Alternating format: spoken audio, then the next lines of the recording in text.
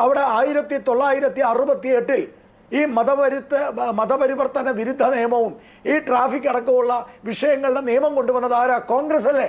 ഒരു ദുർബല നിമിഷത്തിൽ അങ്ങനെ പറ്റി. വേണേ ആരും കേൾക്കാതെ രണ്ട് പുളിച്ച തെറി വിളിച്ചു. 2021 2020 2021 ഇതേ ഛത്തീസ്ഗഡിൽ 11.5 മാസമാണ് 5 കന്യാസ്ത്രീ അടക്കമുള്ള പള്ളിയിൽ അച്ഛന്മാരെ ജയിലിലിട്ടത്. ഇന്നലെ ഞങ്ങളില്ല സാർ. അതല്ല, ഇല്ല സാർ, ഞങ്ങൾ ഇന്നലെ ഇല്ല സാർ. 5 പേരെ. നിങ്ങൾക്ക് വേണോ രേഖ? ഞാൻ തരാം. കണ്ടോളൂ, ഇതാണ് ആ രേഖ, എന്റെ കയ്യിലുള്ള രേഖ.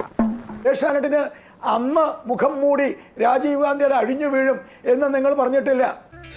എന്നാലും ഇങ്ങനെ ചങ്കരിയുടെ വർത്താനം പറയരുത്. ജോസഫ് മാഷിന്റെ കയ്യ് ഈ കേരളത്തിൽ വെട്ടിയപ്പോ ഏഷ്യാനെറ്റ് അന്ന് ഏതെങ്കിലും മുഖ്യമന്ത്രിയുടെ മുഖം അഴിഞ്ഞു വീഴുമെന്ന് പറഞ്ഞിട്ടില്ല. എന്ത് പറ്റിയടാ? ചായ നെറുകന്തലേ കയറി ബ്ലോക്ക് ആയതാ.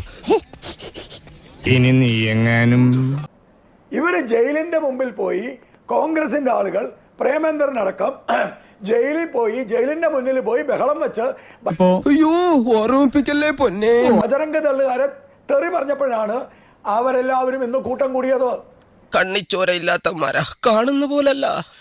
ഇടിയുടെ വെയിറ്റ് ഇപ്പോഴല്ലേ മനസ്സിലാക്കുന്നത്.